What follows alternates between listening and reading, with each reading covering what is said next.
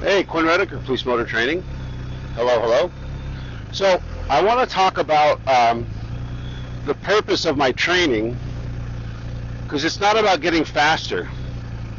And if you've ever gone to a motor competition, and I was there, one of the things you might notice if you paid attention, not that you should, is just that I'm usually the first guy there, and I'm usually the last one to leave. If there's a practice opportunity where I can, some of these events are huge and they put lights out and you can just ride, till midnight. Am I out there? I'm out there late. Why? Am I trying to just go faster and faster? No. Speed is a byproduct of doing everything right, so I don't worry about my speed. What I'm looking for is comfort and repeatability. So that is it. I want to be able to get out cold on a cone course and rip it to shreds. First shot.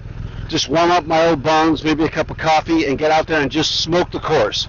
Well, how do you do that? Well, you ride it and you work on your process to the point where you can do it with your eyes closed. And some competitions I'll go to, there's a certain section of the course, for whatever reason, and I'm just not comfortable. So I will ride it over and over, and oftentimes it's just a given section of a course. Maybe the intro's fine, but there's other parts of the course that I'm struggling with. So I'll actually, once nobody else is there, I'll just link that section of the course and I'll ride it over and over and over again. So that's something to think about. If you're riding and you're feeling, God, I just don't feel comfortable, I don't feel consistent, here's a quote that I want you to stick in your brain. Amateurs ride and practice until they get it right. Professionals ride and practice until they can't get it wrong. And that's what I'm talking about, is practice until you can't get it wrong, until it's so repeatable, it's so easy, it's so autopilot that you can't screw it up.